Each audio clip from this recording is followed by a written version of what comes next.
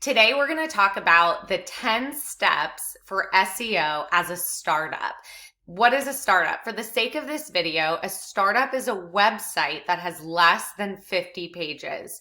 Even if you're looking at your website right now and saying, I have more than 50 pages, but I haven't really been practicing SEO, this video may be for you. So the first thing to do if you have a brand new website is install Google Analytics. Google Analytics is very accurate and it's a free analytic traffic tracking system that allows you to measure your site visitors. So just like if you are in a retail location, you want to have a great understanding as a business owner how much of your traffic is repeat customers coming in and out of your storefront every day, every week, or once a month.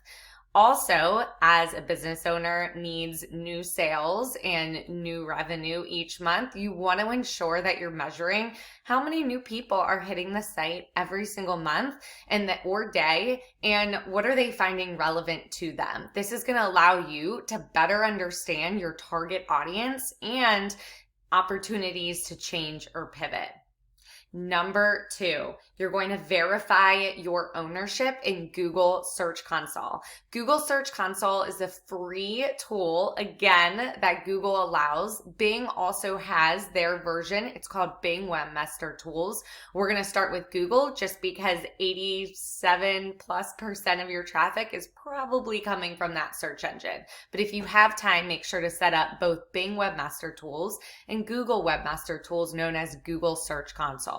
So how do you find this free tool? Go to Google Search Console, and you'll see a hyperlink that directs you to Search Console.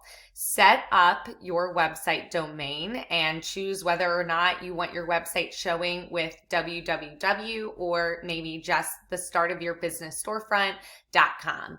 Then, once you do this, make sure you're connecting Google Search Console to Google Analytics. They work in tandem and allow you to better understand if people are seeing your website in search results and then not clicking.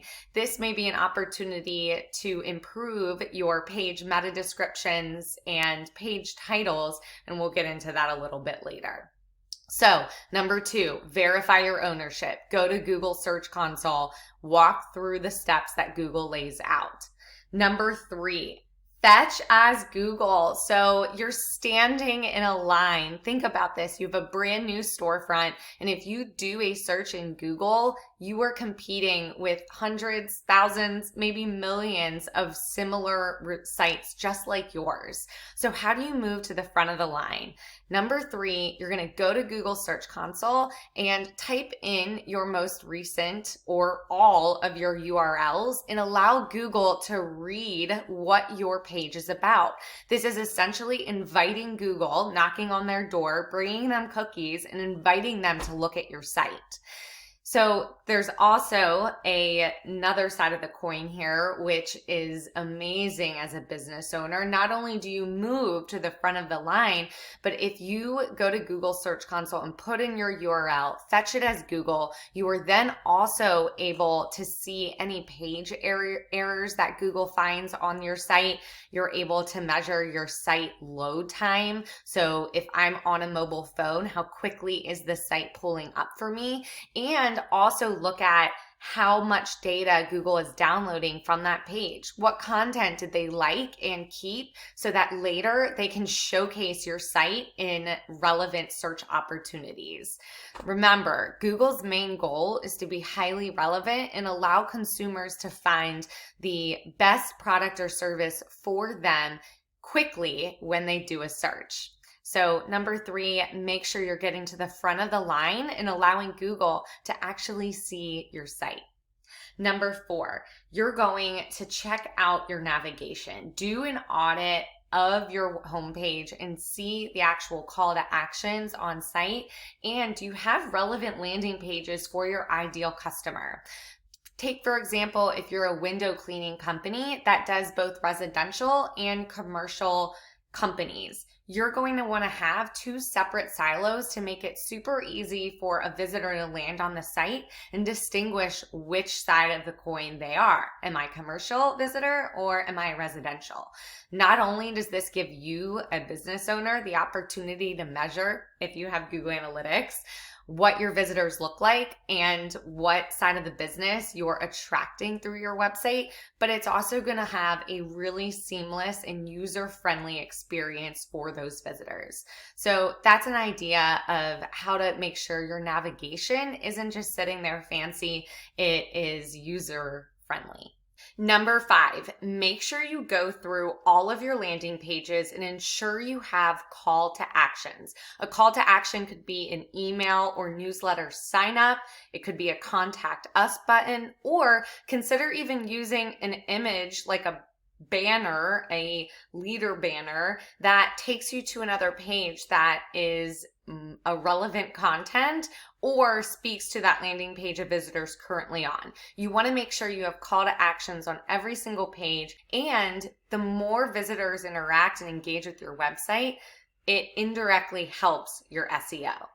Number 6, make sure your brand terms align with the search terms and queries your visitors are using. You can see this information in Google Search Console once you have it set up and live. However, take the example of athletic shoes. Maybe your branding is all encompassing around utilizing the term athletic shoes. However, you realize that people are actually finding your site by searching running shoes or trainers. So who knew?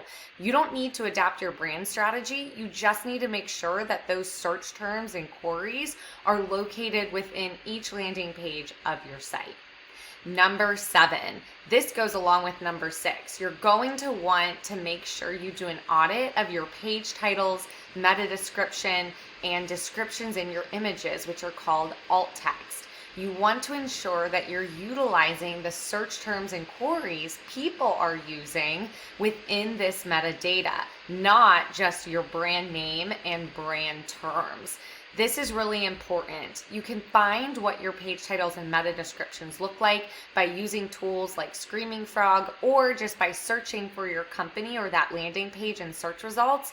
And you can see the page title, which is the blue hyperlink within the search engine, and the meta descriptions, which is the black descriptive text below the blue hyperlink.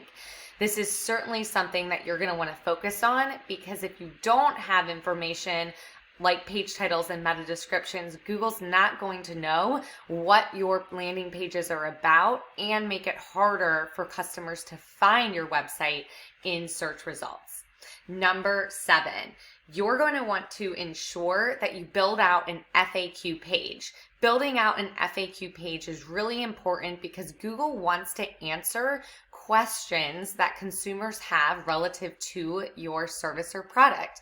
The more that you can answer current objections you're receiving or the most frequently asked questions you're finding about your business, the more Google is going to showcase that site, your site, that landing page, to potential prospects researching your product or service. FAQ pages are really important because it helps you be found locally and gives your site a little boost, which is really needed initially when you start your website. Number 9, generate content. So going back to our window cleaning example, residential and commercial, it's a two-siloed business, right? If you're wanting to be the authority on Google, you need to make sure that you have at least 5 heavy content related pieces on window cleaning for both the commercial and residential side. Within those content pieces, you're going to want to thread in the top search terms and search queries your potential prospect or buyer is utilizing online. So 5 content pieces per each individual service or product, and making sure that you're threading in the search terms and queries that your prospects are using. Each of those content pieces should be between 600 and 1200 words. I know this sounds a little scary. So if this isn't your forte, this is when you need a really good SEO agency or copywriter who understands SEO and how to do the research behind it. Number 10, last but certainly not least, stop focusing on being fancy and make sure you're focusing on being found. Fancy websites don't necessarily rank high in search engine results. They're aesthetically pleasing to the user, but if you're aesthetically exciting the user, but then not being found online, you're literally losing out on revenue. So stop focusing on fancy and start focusing on being found. If you want to learn more, visit guardianoutdigital.com, and thank you for tuning in to the 10 steps of SEO for a startup.